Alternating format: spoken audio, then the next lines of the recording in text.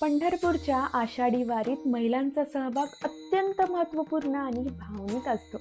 ज्ञानोबा, माऊली, तुकारामचा गजर करीत महिला दिंडीसह हजारो वारकरी भगव्या वेशात, टाळ मृदुंगाच्या गजरात सहभागी होतात.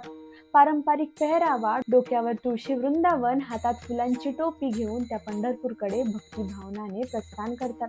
काही महिला पूजेची तयारी करतात, काही अन्नछत्रामध्ये सेवा देतात, तर अनेक जणी आरत्या अभंगातून वातावरण भक्तिमय करतात.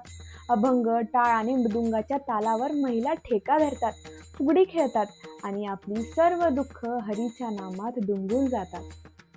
वारकरी संप्रदायात महिलांना मानाचं स्थान असून संत सोयराबाई, मुक्ताबाई यासारख्या संत महिला आदर्श ठरल्या आहेत. आजही त्यांच्या भक्तीचा वारसा महिला दिंडीतून दिसतो. महिला केवळ अनुयायी नाहीत, तर या वारीच्या रचनेत सेवक, संयोजक आणि श्रद्धेचा मुख्य आधार आहेत.